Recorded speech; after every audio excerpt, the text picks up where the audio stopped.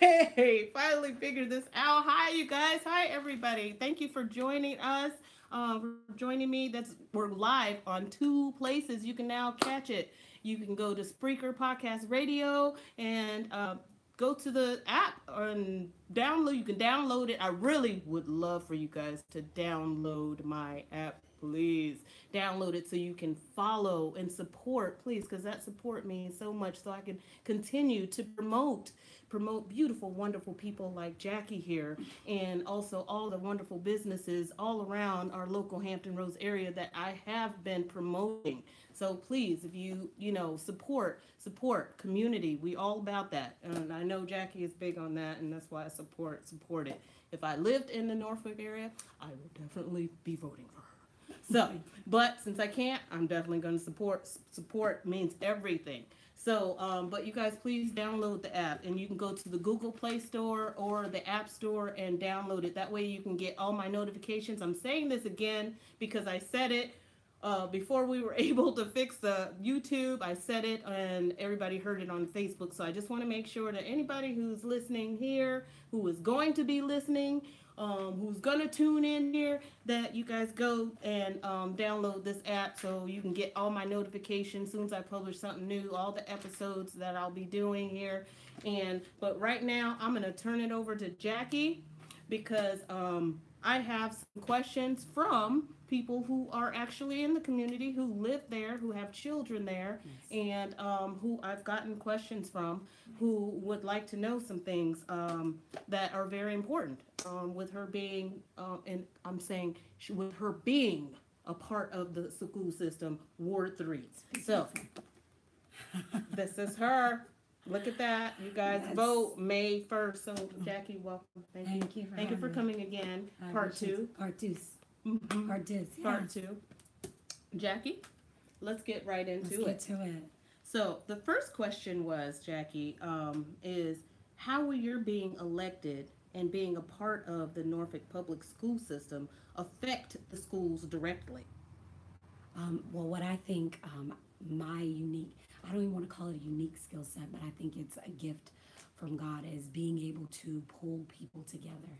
One of the things that I feel like the school board has not capitalized on is a very active community.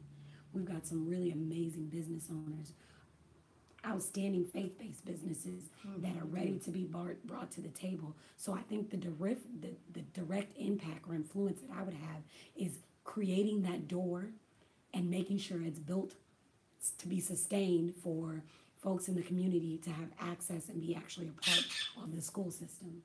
Because I've seen folks, like I think we talked about it last time, they want to get involved, they want to do things, but relationships are always contingent upon, who is there. And it needs to be not who, because people change all the time. So we want to make sure that there are policies and procedure so that folks can show up and we can have some resources. And I think that's the influence. That's what you're going to see. I know that's what you're going to see me do. And I think that's going to be a great influence where we're going to establish some more trust into the board by bringing you folks who are definitely influenced by the board as a part of the board. Like that. Dang. Building a door. That's what I'm going to do. Okay. Well, I hope you have some followers who also agree, like part of the school board. Definitely. Who's on the school board who and also has that same mindset. I do believe that one of the school board members right now even has office hours. She's the only person who does it. She has set hours where if you're somebody in the community that just want to have a conversation with her about the board or what's going on, you can come and you can talk to her in a specific place or time. She's always posted on Facebook. So I think we're getting to a place where the elected officials understand that you've got to reach back to the community, but reaching back requires some availability and creating a space. So it's one thing to say, well, you can email me or call me anytime. And then another thing to say, well, I'll be in your neighborhood at this place at this time. If you want to stop by, I'm available. So really expanding on what she's already, one of the effective, the habits of highly effective people is being proactive. I think that's one of the first ones, is being proactive, and then two, putting first things first. And when we come to a place of being a public servant, what comes first? The people. The people. And so definitely. I think that taking with the momentum that she has and really expounding on the fact that people want to be connected to the policymakers and procedure makers, creating that door again is one of the things I think that I'm going to do to directly influence the board as a whole. Good. We need that. Amen.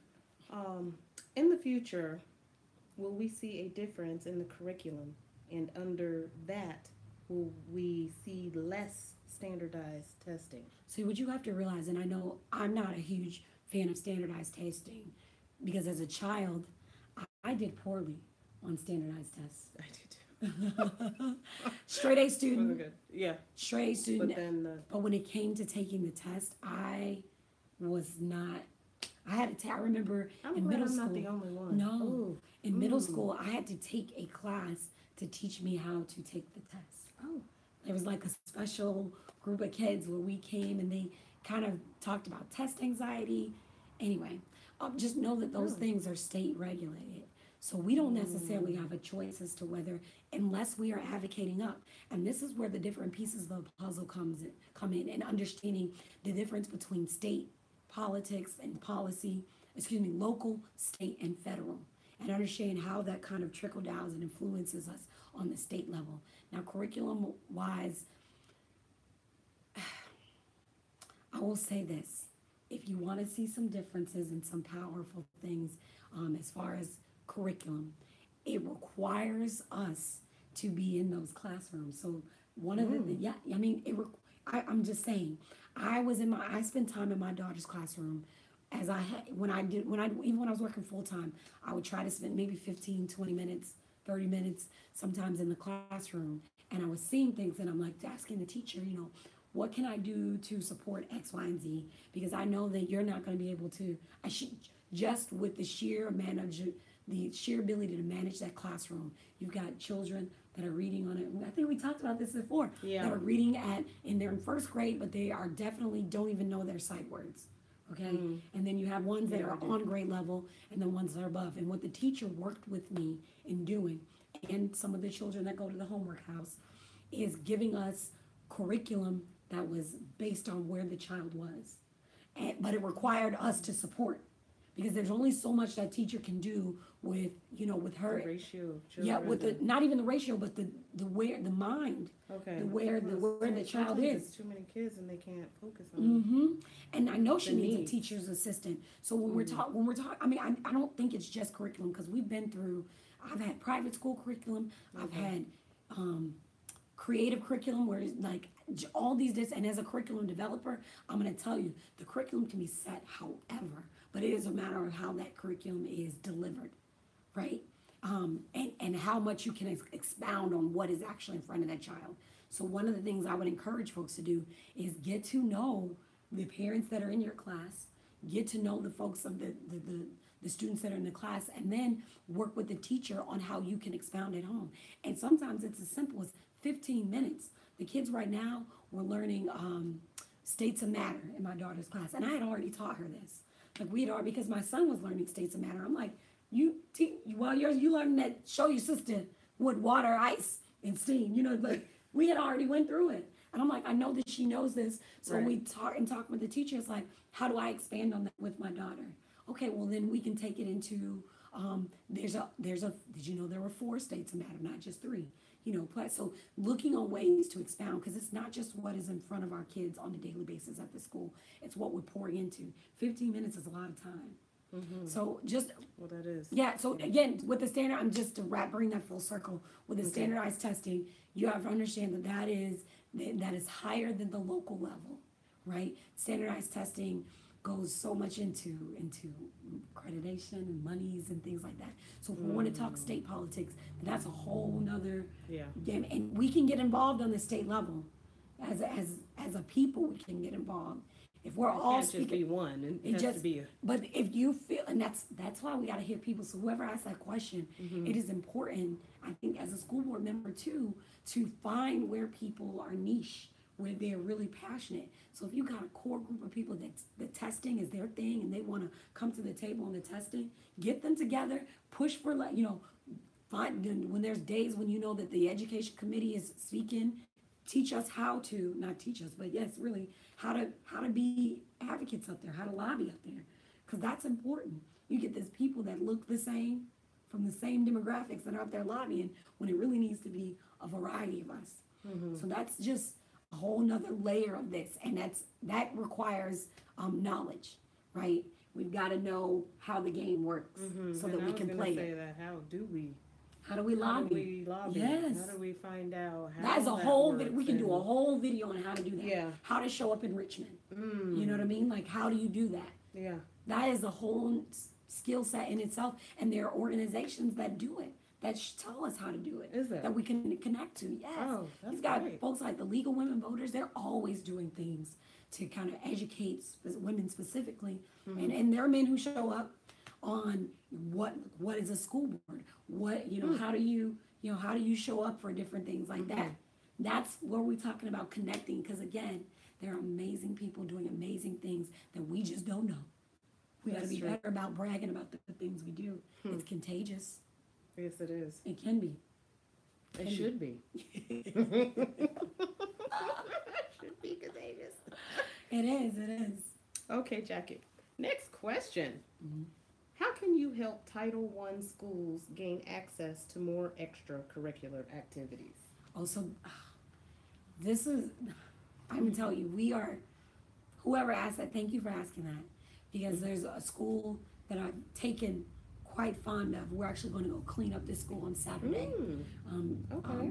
Lindenwood Elementary. We're going to be cleaning up Lindenwood. Volunteers needed? Volunteers needed. I will have trash bags. Volunteers needed, you yes. guys. Saturday morning at Lindenwood Elementary. We're going to be cleaning that school up. And that school, I think they just started a dance team, which was really really cool, to give something for the incentive. To give, they got some young ladies there, but here's what you got to do. When you said they started a dance team, are they going to be while you guys are cleaning? They going No, I'm still talking about extracurriculars at that school. Okay, that's going to be an extracurricular activity that they've started. One of the teachers there has actually started.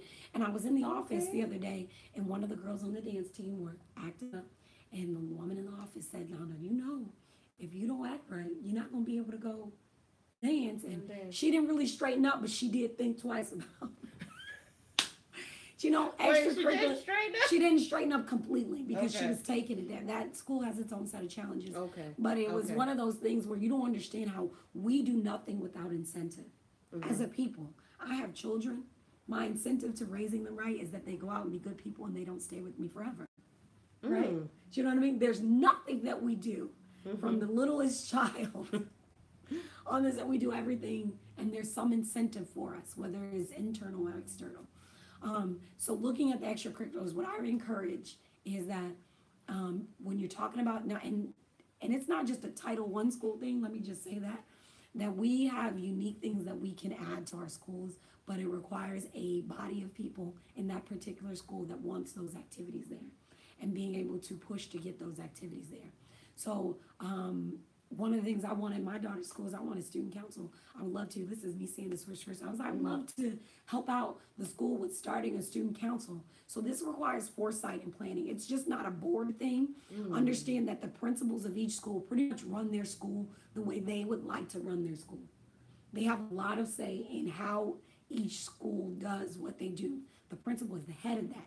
So you have to understand that piece first when you're talking about getting extracurriculars in there. So I would say if you bring it up, head it up. I used to say that to my people in the military, like, you're going to bring it up, you're going to head it up, or you're going to find somebody that's as passionate as you are to head it up. So with the student council piece, know what it takes to operate that extracurricular and get the support behind it. Because we can say we want extracurriculars, and for this question in particular at Title I schools, but what if there are no children to support it? So that requires us to get to know the student body at that school and the folks that are willing to drive it, and the staff that are willing to drive it, to actually make it be a real plan. Because I'm not going to blow smoke up your behind and say, I'm just going to make sure there's extracurriculars at every school. That's not how it works. All right? As a community, just look at your student body and see what might fit or what might be some unique things that we can bring to the school. Come up with a plan, present it to the principal, and then see where it goes from there. And, if it's something that you're really, truly passionate about, We have community centers that we can bring it up to. We know how to do leasing permits for schools. That's a good outlet, the community centers. We know how to bring, look, I know how to get, if you want to use the school grounds, we can put in applications to use the school grounds to do these extracurriculars. We don't have to have a whole school saying we want to do it. Oh, you don't? No. No. Oh, I thought you had to have the school. If let's say that you take your plan, say here's what we want to do, here's why we want to do it, here's the level of interest that we have to do it, and the principal was like, no, I don't really want that at the school. That's not something I'm interested in. Yada yada yada. That's possible. So then here's what we do. But you still present it. You still present it. Yes, that's at that principal's school. Okay. So then what you can do is say, okay, well, you know what, we would like to use the grounds of the school, but there's some steps. Insurance, and then writing, filling out a facility usage, because maybe the school has the property that you want to use to do an extracurricular. So you see what I'm saying? Okay. It becomes a community program more so than a school extracurricular program. So there are ways to get. There's ways. There's more than one way to skin a cat, but it all also starts with, if you're interested in extracurriculars for your particular school or a school in need. Look at that demographic first before you start just throwing out extracurriculars. See if the principal's involved. If you got interest there, that means you got support system, and then move forward from there. Okay. Yeah, it's not that isn't necessarily a school board thing, but that's a community thing. So to me, it is a school board thing. Getting more involved. Then it's connected. Getting more involved. Absolutely. And then with the community getting involved, only then you can make a change in changing the curriculum. Absolutely. Yeah, So and getting extracurricular activities. Absolutely. Yeah, you got the will to do it. It will be so. I like that. Okay, Jackie. Will you be open to hosting a homework house party where you could teach other moms to be more active with homework? Yes. So I'm gonna say this. You understand, my passion, or not my passion, my purpose that I believe I was given here is to, again, I pull people together and I educate. Which is why I started my company, Lunch. And part of that is, part of what I do on the other side of life is teach folks how to become leaders as parents, right?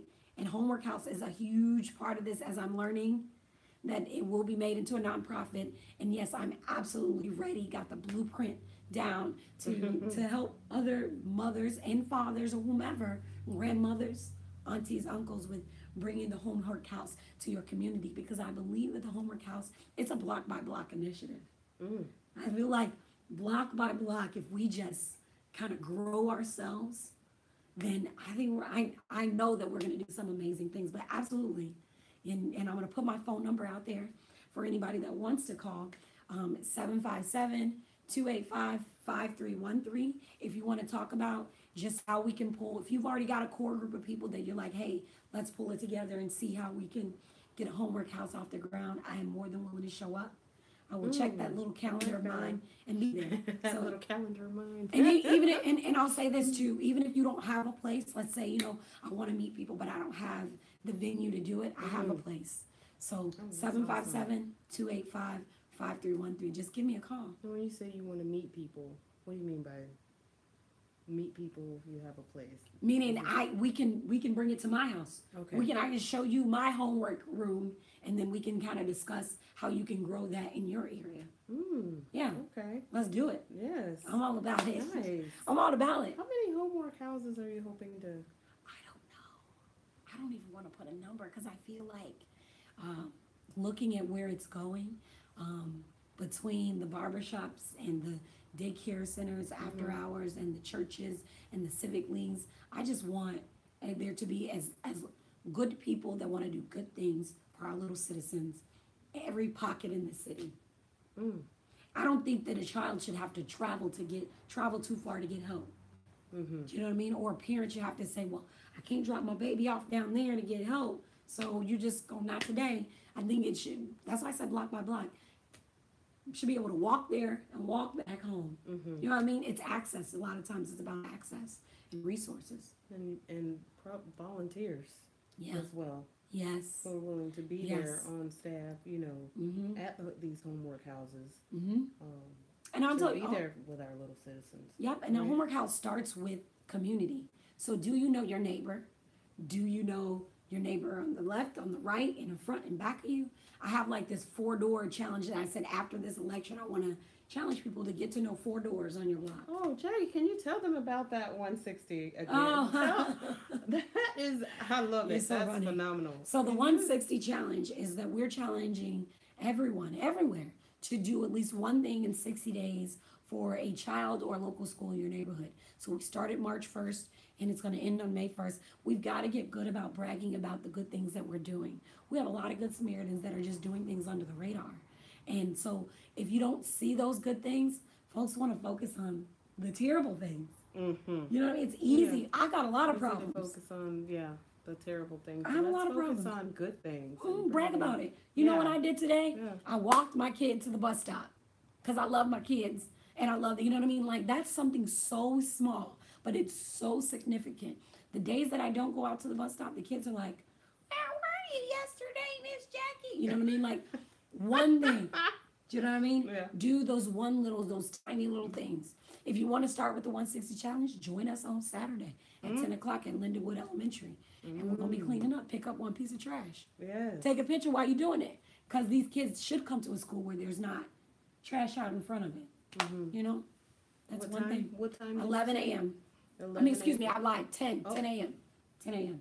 10 a.m. 10 a.m. on Saturday. on This Saturday. Saturday. This Saturday morning. And you Or- guys are just going to be cleaning up the school. grounds. Now, where is Linden? You said Lindenwood? Lindenwood Elementary. Where is So that Lindenwood is off of Tidewater and Lindenwood.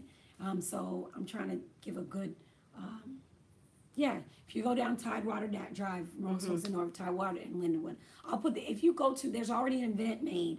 If you go to my Facebook page for Jackie Glass for Norfolk Public Schools, there should be an event there that has all the information about the school. Oh, the good. cleanup. Oh, So good. tell us you're coming. Yes. us you're coming. Come out, you guys. Come out and support and come clean up. Shoot, that's great. I think that should happen with a lot of the schools out there. Yeah. you Just know. clean it up. Yeah, just clean it up. That means a lot. Community, reinforced community. So let's see, you guys. What's next? Are you looking to further your career politically?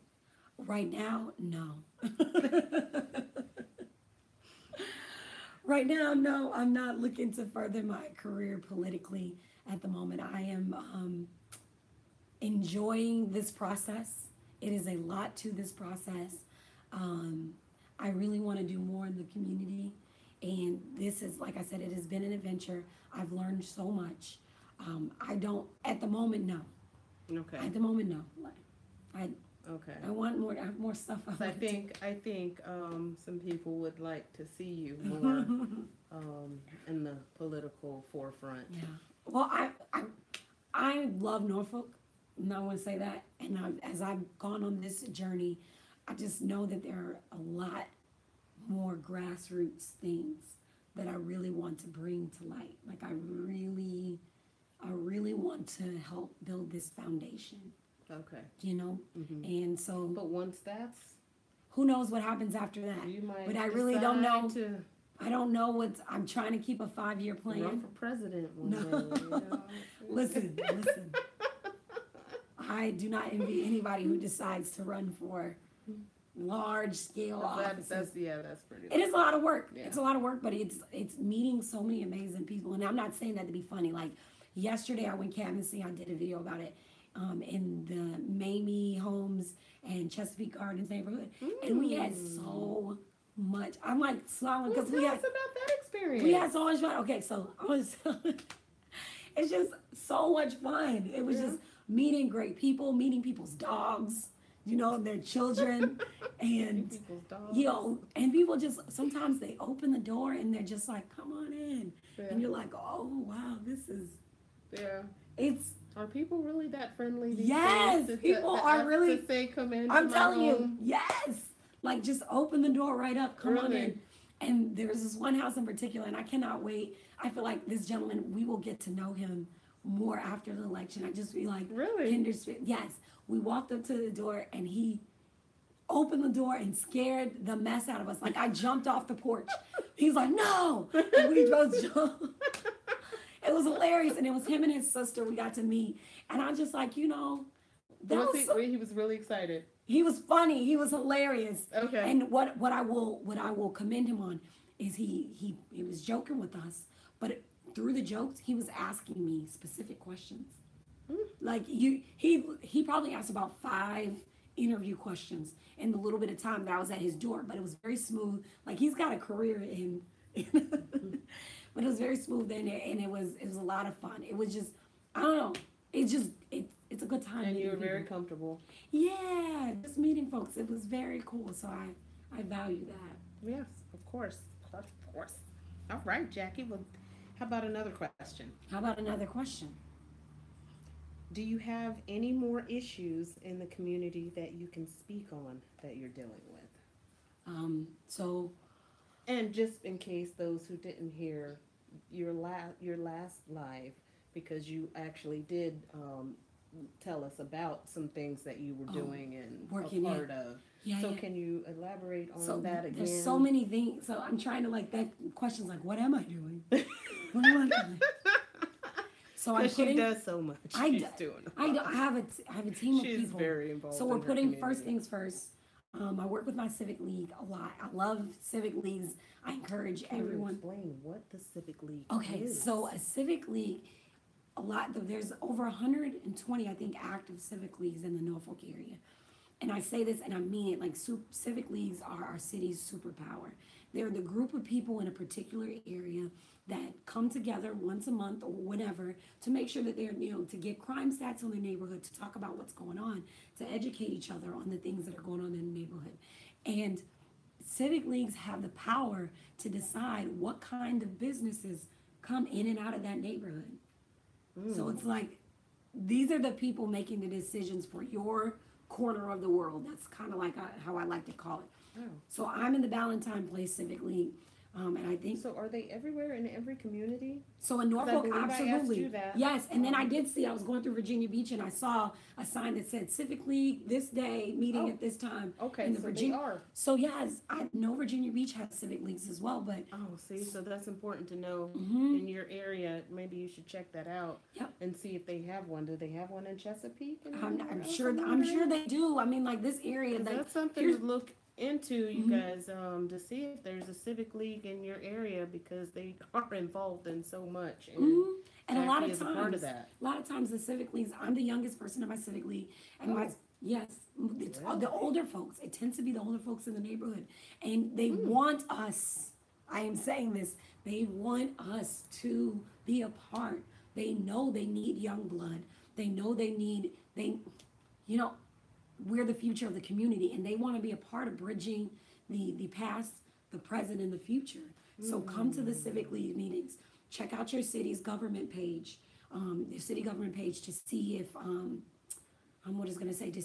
if they have Civic Leagues, or how you can find out what your Civic League is. Okay, so you would go to the city's government page in order to find. There should be. So I'm going to say, particularly because I know about Norfolk Civic League page, if you go to the communities tab and then you look over, I think it's on the right side of the communities tab, it'll say Civic Leagues, and you can get a list of all the Civic Leagues that are there, and find out what Civic League you're a part of.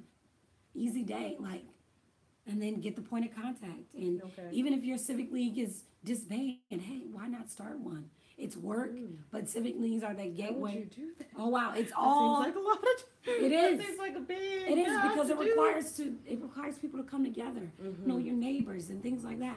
It's work. Jackie, it is very hard to know your neighbors when half of your neighbors don't really speak to you. I know, and that's hard. This is why you go and knock on their door. This is what I'm telling you. Yes. And you're not afraid.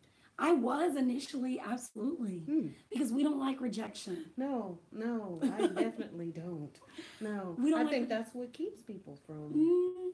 And that fear of stay out of my business. But here's the deal. Yeah, and that's what I was going to say, the fear of not wanting to be nosy. Don't be nosy. But I'll tell you, it's been plenty of times where why are you knocking on my door? Yeah, look out for it. This is about, everybody wants to say it takes a village, but a village is more than one person.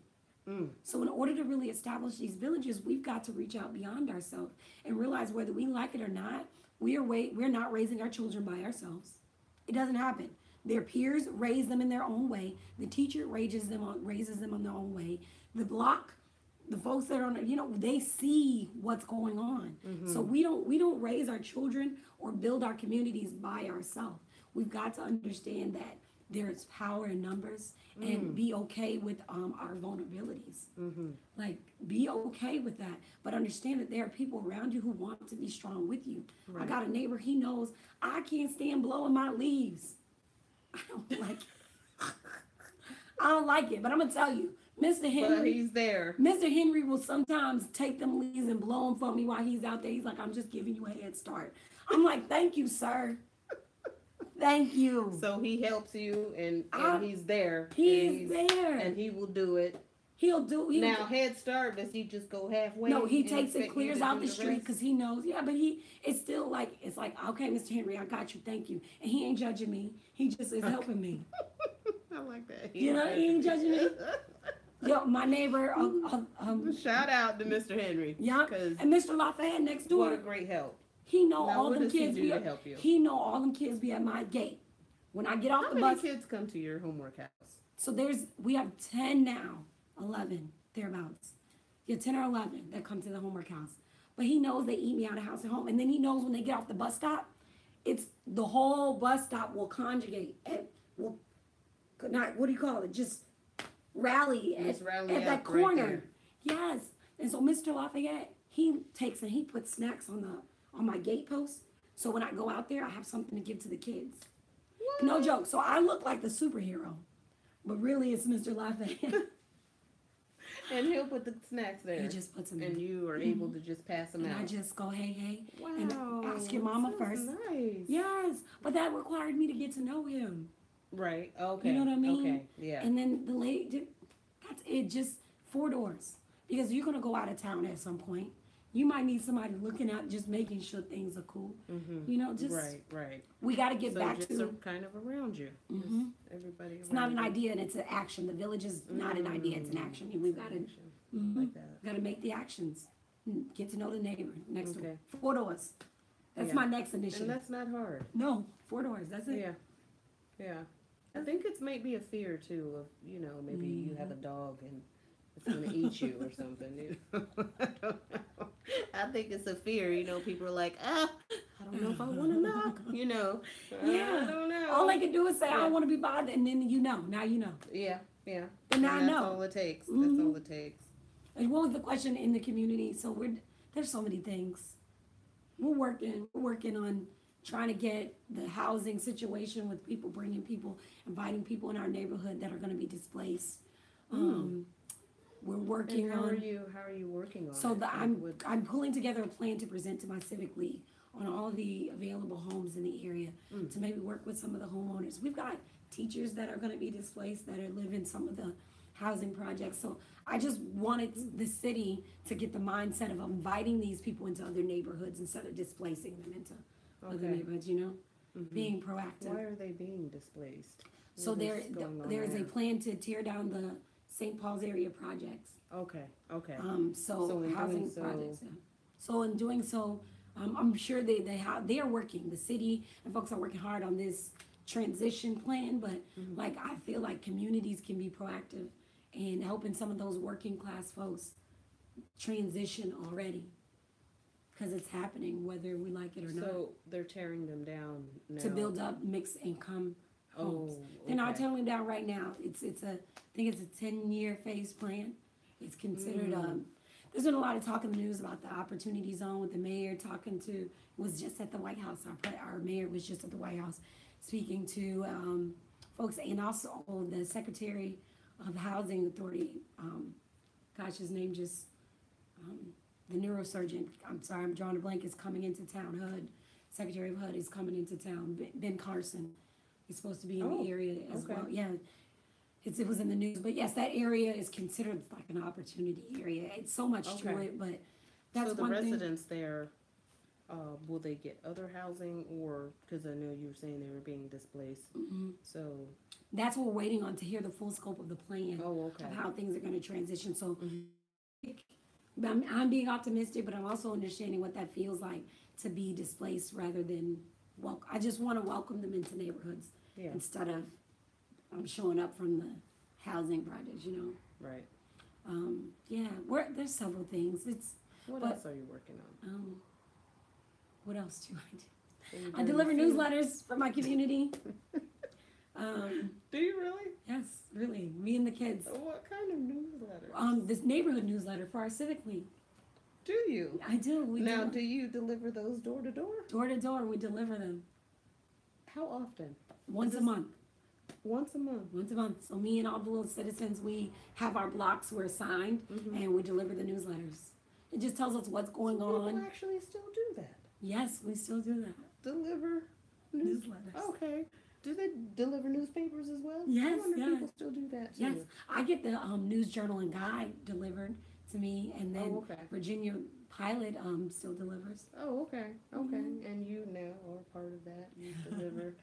No, I deliver the neighborhood paper. Just the neighborhood paper. Yeah, so it's about what happens at our Civic League. Is it just in your in my Civic League area? Yes. Okay. So each Civic League has just like a little small newsletter. Some people do it electronic, some people do it by hand, but we still deliver them. Oh, awesome. People advertise in there. Your little citizens help you deliver? Absolutely. Yeah. Yeah, we get and they're probably excited about that. Yes, very. They keep me excited about it. I'm like, all right, here we go. Because you said your children were involved in your candidacy. Yes, How are they involved, Jackie? What does your son do? See, there you go with that snorting. Because my son is my co-campaign manager. I do. It's funny. I love it. Yes. But I can't help it. I can't change it. Please don't. I won't. Okay.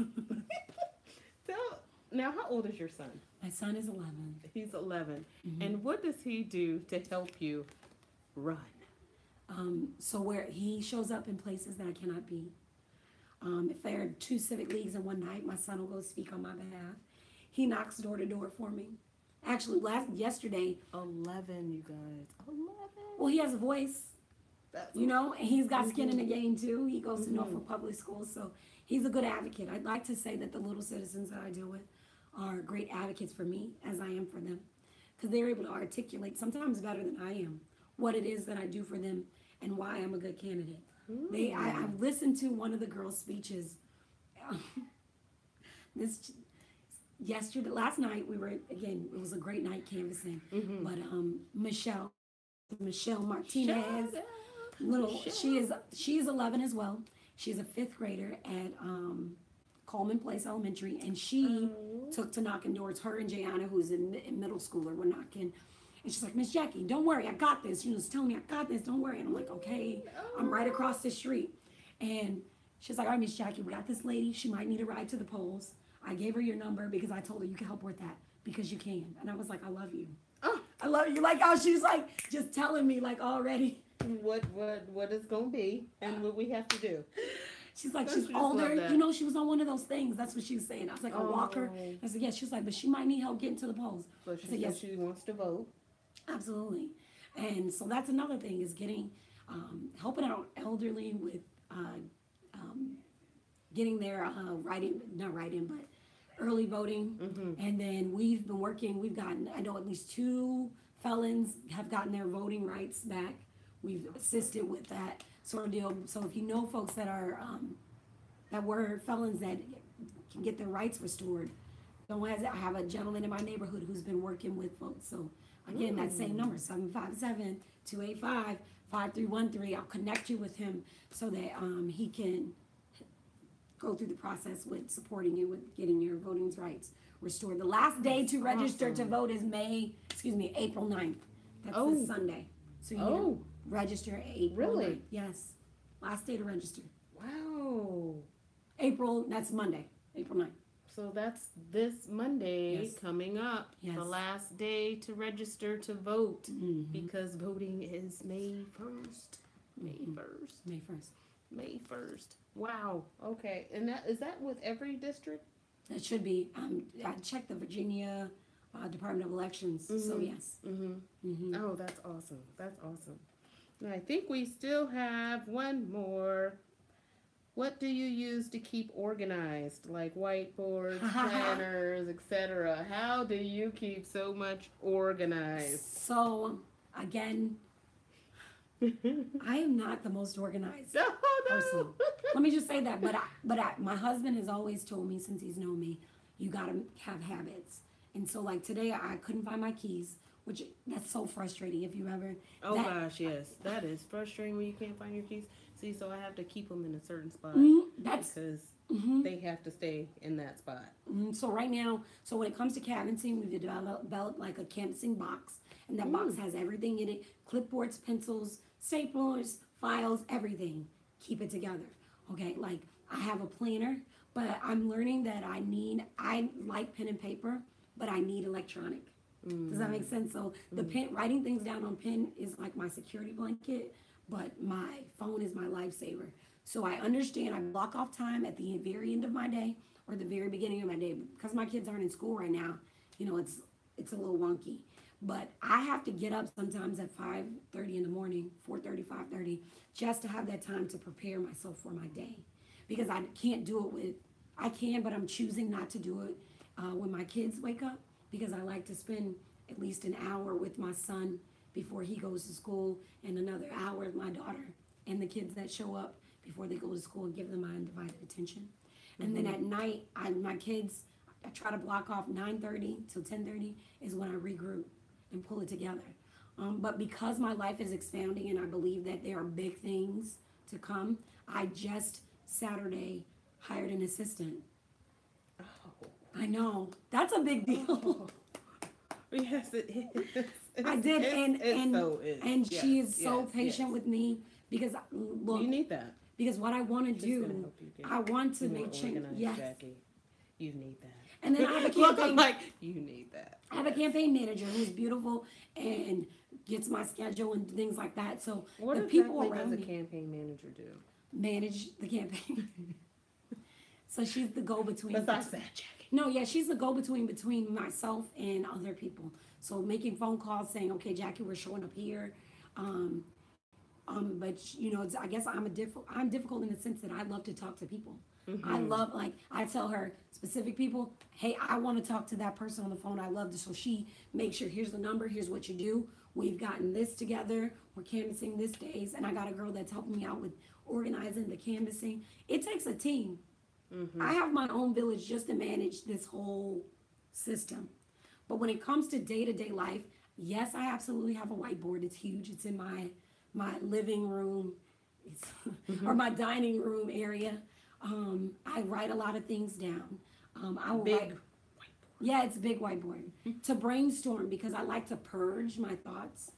Whole lot of thoughts.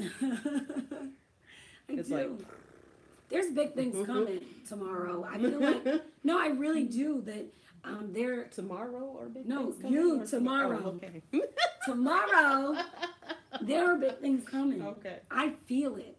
I don't know if you've ever been. I'm at a point in my life where I feel like there's amazing things like just happening. Yes. So Yes. as we journey down that, I realize my kids know my weaknesses, and I've taught them to help me so that I can supplement. My daughter is always able to tell me where I set something down. I was looking. How old is your daughter? My daughter is 6. She'll be 7 in 2 weeks.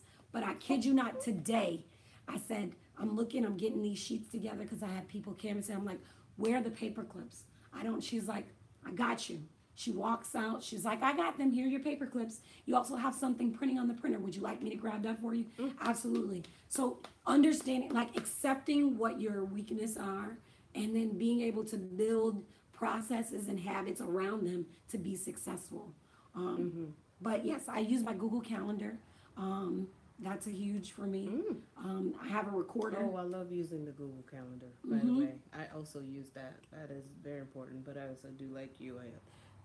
That's my saving grace. Writing like that backup. Yeah, that pen. I have to still put pen to do paper. that in my planner. I'm still doing this, but also that planner, that on Google. Yes, that Google Calendar is everything. And then for people that are really close and important to me, like my husband has access to my Google Calendar.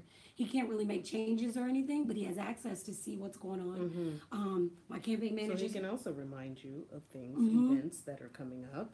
And then it's managing people's expectations around you, because my family's first. You know, like when it's all said and done, like I'm accountable to them. Do you have a lot of time for, That's because I know we talked about this the last time, and I want to talk about this again because it's important, especially a career person such as yourself, and I'm also, a career person. So, to juggle family life and career, how do you do it? So I run my family. Part of my shtick is running my family like a small business, and the business decisions that we make. That. Yes, I really do. The business decisions we make are for the whole. So there's a lot of compromising that goes on. There are a lot of sacrifices that goes on everybody's parts. So managing that, we spend a lot of time together, surprisingly. My kids are with me right now, where we are right now. We just came from, my daughter was putting yard signs up. Like, I love this. That is intimate time. Like, you can't discount the because we don't know what our children or, whoever's in our circle is going to take. So knowing that, hey, I need you, I want you for this, they're there. But when it comes to, like, as a unit, the G unit, that's what we call it. When it comes to G unit, we eat dinner together, and sometimes we're watching a show that is particularly fruitful for all of us, and we're watching dinner and we're eating dinner. My husband is a shift worker, so it's back in he's works a week of nights, a week of days. So we are very intentional with the time that he's on days, the evenings. I tend to slow things down those evenings to make sure that all of us are together. And you have that family time. At least an hour. But I'll tell you. So there is time that you set aside to say, hey, no phone calls, no that, and now this is just a family time. And I will tell you, my husband keeps me honest. He's like, look, you just walked in the house, and now you're following up on your phone. I'm going to need you to put that down, and I'm going to need you to be present. Absolutely. Okay. Yep. Okay. Okay, I say, here's what I'm wrapping up. I'm going to go ahead and put this down. You know what I mean? Like, I get called out. Plenty. And I have to eat it because I know that's what. Absolutely. And say, okay, I'm wrapping this up right now. Okay, done. And my son has said, Mom, we haven't snuggled in a while. You said you was going to snuggle. And last night, I can't stand him because when I snuggle with him, I fall asleep in his room. And I don't want to fall asleep because he's like he is my sleeping pill. Oh? Seriously, if I can't sleep, I go and you're gonna fall asleep next to my little. I won't say his nickname, but my little child. He probably will not be happy with you forever if you do. Listen, it's a growing pains. It's a part of know thyself, and that can be difficult because I don't like some things about myself, but I'm working on creating habits that improves upon those things. I'm not perfect. By any stretch of the imagination. I see myself in a different place than I want to be. So it's also important to not look at other people's lives and what they're doing and critique yourself based off of that. Critique your standards of yourself. Get to where you want to be for you. I was going to ask you that. Are you very critical of yourself? I am. I'm very critical of myself. But I also have learned to give myself the same grace that I give others. So grant yourself some grace. I am doing a lot, and that's okay, but I put first things first, prioritize. Actually, where is it at? I don't even have it with me. I always keep my 7 habits of highly effective people with me, a little card that tells me, what quadrant I'm in. Am I putting out fires? Then I need to reassess, to self-assess. If you can't see yourself, you can't fix yourself. Same thing I tell my kids. If you don't see what you're doing as a problem, you'll never fix it. If you don't see talking to that person that way is wrong, you're never going to fix it because you don't see it. Because you don't see it. So see yourself. And if you don't like it, fix it. But if you're okay with it, okay. How do you see yourself? How do you see yourself? Being attentive and then having people around you that are able to give you that constructive criticism. I get it, and I don't like it all the time. How do you take it? I air my feelings. Take it well? Air my feelings. Because we don't like being told. No, but that's okay. Because but it's truth. Yes. And There's no you losing. Take it with a grain of salt. You either win or you learn. That's what I tell my kids. You're either winning at life or you're learning at life, because there's no losing. That's it. Those are your choices. Win or learn. Which one are you going to do? Right. So when someone gives me critique, I take it as the same way I give out my feedback. I say my feedback is like trash. You can take it on as your treasure, or you can throw it away. It makes no never mind to me. It's just feedback. So choose what you do with it. And I do that with other people's. I can take their travel, their feedback as a treasure, or I can throw it away. I have that choice. So it is never personal. If somebody's willing to give me their opinion, it's not personal. It's not personal. No. It's a perception, and it's a It's only perspective. going to make you better, because then you can focus on those things. Wow, I didn't even know that was an issue, but now I can work on that. You know, you can do some self-reflecting and kind of work on that. So is there anything that you do to kind of relax when, when you feel stressed or when you get overwhelmed?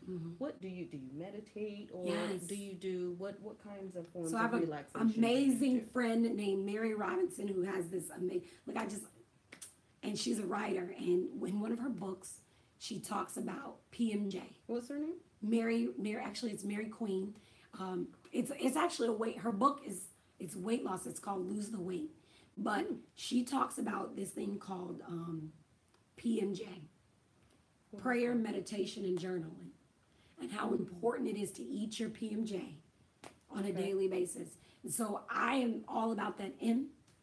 Like yesterday, I was ripping and running, but I had to take 15 minutes to take my seat in my chair, lift my feet back, and just sit there for 15 minutes. My husband's like, "Do you have to do that here?" I said, "This is where I do it every day, because it's spring break." And everybody was home. It's like, "This is where I do it. This is my place. This is my space." I took my 15 minutes and chilled out and relaxed, because you got to take that works for me. I want to journal more, because I believe we are responsible for our own history, but I don't but I do pray, and that's in the car where I'm having those million conversations in my head, like, okay, Lord, like right now, please grant me serenity. Prayer is my big one. Grant me the strength for the things that I can't change. Yep. Serenity for things I can't, wisdom for the things I can. Courage and wisdom I can't even get it out. Yeah. The courage. Wait, what was the courage part?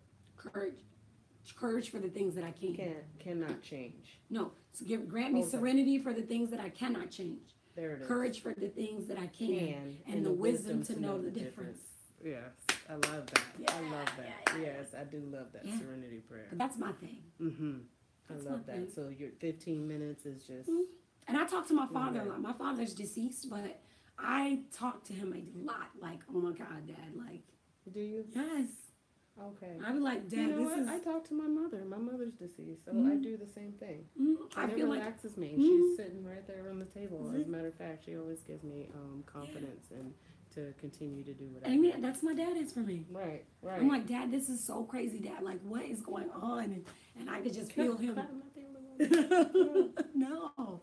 I just feel some type of way about who he was.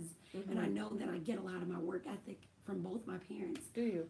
But my father always had a presence. He just walked in a room and it was like, he's here. Like, that, you know what I mean? Wow. Yeah. And there's a great responsibility I know exactly with what that. you mean by that. There's presence. And I just told my dad, like, I'm like, okay, I'm about to go here and people are expecting me. And I just want to make sure that, like, when I show up, that I am everything that I'm meant to be, because there's a responsibility with me showing up.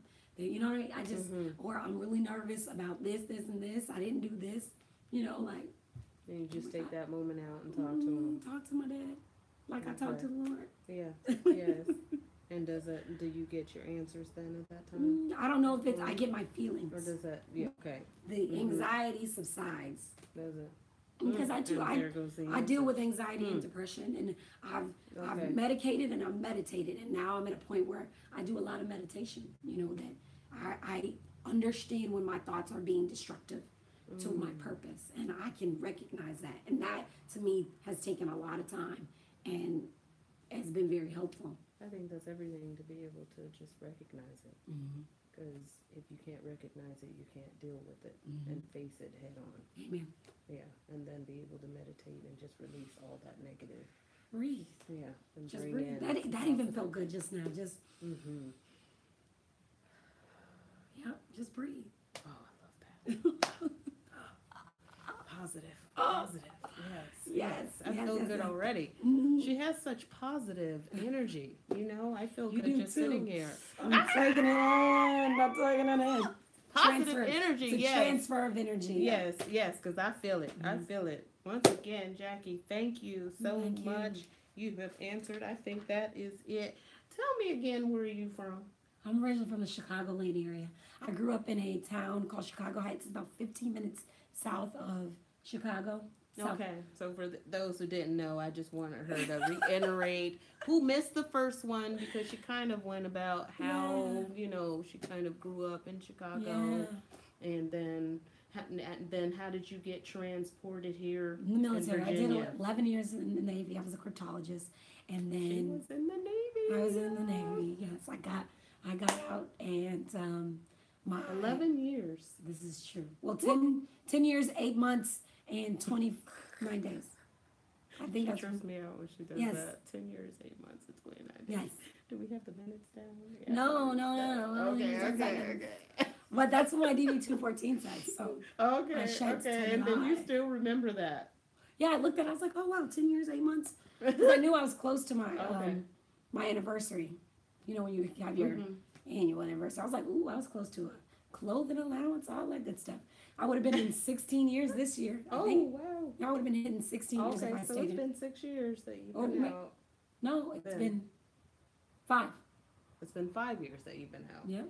Okay, does it feel like that? No. Okay, and this is the last place you got stationed. So no, my last station, I was out in San Diego on the Nimitz, where I met my husband. I love San Diego. That's right. So I was in San Diego. I did 2 Nimitz and the NIAC in San Diego. Then I got transferred to instructor duty in Pensacola, Florida. And then from Pensacola, I had orders to be an equal opportunity officer here on the Baton, and then it was on the Iwo Jima, and it was somewhere, and I decided to cut ties. Medically, I had some things going on. Okay. So I decided that. So you were like, okay, this is it. This is it. Did you ever travel outside of the United States? I never got stationed outside of the United States, but I've traveled all over. I've been in Australia, Singapore, nice. Kuala Lumpur, and Malaysia. That was an amazing place. Nice. All over the Middle East, UAE. I mean, yeah. And that wasn't even with the military. No, that was with the military. Oh, okay. I thought you said you. No, the military. I thought this was after. I was like, wow, you did all this after? No. Okay, so when you were in the military, you guys went all kinds of places. Oh, you went to Hong Kong too? Hong Kong was fun. Yes, Hong Kong. How was Hong Kong? It was interesting. I had a good time there. It's just Was it clean? It was clean there. I mean, well, some places were a little sketchy, but I just remember looking out my hotel window and seeing the older people out in the morning doing Tai Chi. It was early, like 5 in the morning, and they're out there doing like this by the tree. Yeah. Like, it was like, wow, really in groups. Yes, they're out there just moving. I was like, that's awesome. That's so relaxing. Just get up and go do it. Yeah. Tai Chi. Seems relaxing. Yes. You know. Look, I'm like, oh. Maybe we need to start that. Tai Chi in the park. Yeah, because they're like moving. They're saying like you're moving an energy or a spirit around. Like you're just pushing out those bad things and bringing it. Like there's a whole. I watched Milan and Karate. Milan and Karate Kid and all those, you know. So I see, you see when they was doing that, they were doing that, you know. So that's how Bow Wow knew how to. Wasn't that him? Wait, that wasn't Bow Wow. Who was that little boy? Wait a minute, that was Jaden Smith. That's right. I said Bow Wow. Oh shoot. Little boys with braids. That's what you're thinking. Oh yes. Little boys with braids. That's what I was thinking. This little boy with braids, but it was not Bow Wow. Yes, Jaden Smith. Yeah, and I remember him learning when he was learning. I think that's a relaxing thing. So Hong Kong. Have you ever gone to Jamaica? No, never been to Jamaica. No. Bahamas? No. Yeah, no, I've never been. Yeah. Hawaii? Yes, Hawaii. Oh, Yes. what islands? Whatever the main island is. We have to stop through there every time we get ready to go out. On a Westpac, when you travel out, we stop at Hawaii every time. So I've been to Hawaii probably about 4 or 5 times. What is that, Oahu or something? Yeah, Oahu. I believe it is. Yep, you're right. Oahu. Okay, you've been there. Pull into Pearl Harbor, and that's emotional. If you've ever been to like the first time I went, I manned the rails, which means when we stand outside the side of the ship in your uniform, and the sun was probably setting perfectly, and you could see the USS Arizona, and I just got overwhelmed. I just started crying. It's just like, it's like that's history. Like Pearl Harbor was real. Yeah, and so it was definitely beautiful. It is an emotional thing. I've also been to Hawaii and the island of Oahu. Honolulu is, I have family there. Shout out if you all are watching, or if you plan on watching. So that's a great thing. Dang, Jackie, well, you seem like you have done a lot. And you are how old, if you don't mind me asking? I am. No. So I'm gonna just put this disclaimer on my age. Because you look 25. I am. I'm just kidding. No, I used to say I wanted to be 30 my whole life. When I turned 30, I'm like, I want to be 40. But I don't keep track of my age. You actually said you want to be 40? Yes, I'm excited, girl. I'm excited. No, there are so many amazing things. Again, I feel like my life is going to be a beautiful story, or it is already a beautiful story. And so as I grow, as I make more pages, it's like, what story, what is going to be in this book by the time I get to 40? But Prince told me, I'm about to tell you, Prince told me, Prince told me not to, because I'm a huge Prince fan. Don't be keeping track of your age. He never kept track of his age. Not just because he was a witness, because he never wanted his age to limit what he did or didn't do. So I just had to remember. Oh, man. Never let your age limit what you can do. It's not. People like, oh, I'm 30 now. I can't be doing, or I forgot, I'm too far. No. No matter how old you are, you can follow your dreams and ambitions and do whatever you want to do in life. It does not matter. Age doesn't matter. You are. No. Martha Stewart didn't start till she was in her 40s, 50s. You know what I'm saying? Really? Yes. Martha Stewart didn't start. Yes. Because age is nothing but a number. Ain't nothing but a number. You and I ain't nothing but a thing. Yes, I like that. You remember Aaliyah? Yeah, but I don't know the words. I was gonna let you. I was like, I'm gonna be the backup. I'll be the backup because I don't know. I am 34 years old. Yeah, I'm 34. 34. Yes. Wow, you look great. Thank you. You do. Jesus and genetics. That's great. She said in genetics.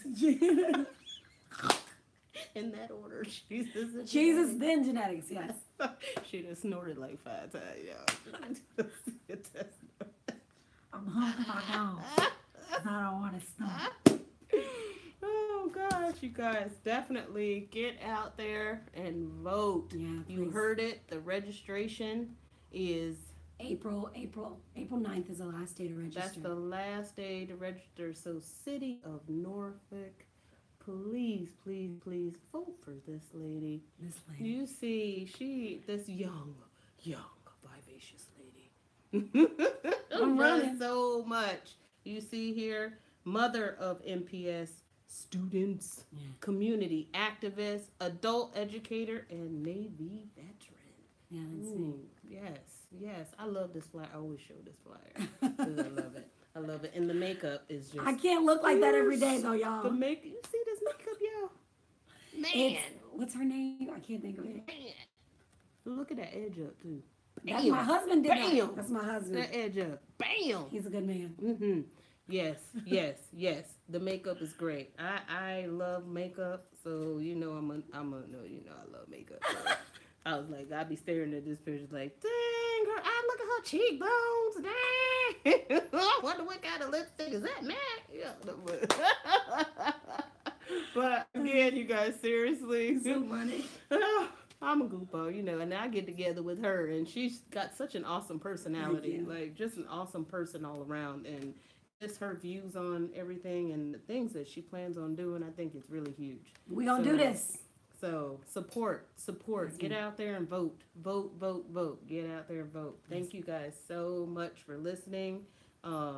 Feel free to leave messages. She's gonna tell you where you can go as far as, because I know you left email last time. I'm on Facebook. I'm on Twitter. I'm on Instagram. How can they reach you on Facebook, Jackie? Facebook, if you go to the Jackie Glass for Norfolk Public Schools, Ward 3. If you go to type that in, you'll be able to find me there. Oh yes, because did I say Ward 3? I didn't make sure I did. That's okay. Yeah, Ward 3. And look on the back, you guys. Isn't this beautiful? Look at her beautiful family. Isn't that beautiful? So I didn't know how seriously people take pictures. That dress, you guys, is everything. Look at this dress Jackie got on. Oh my goodness.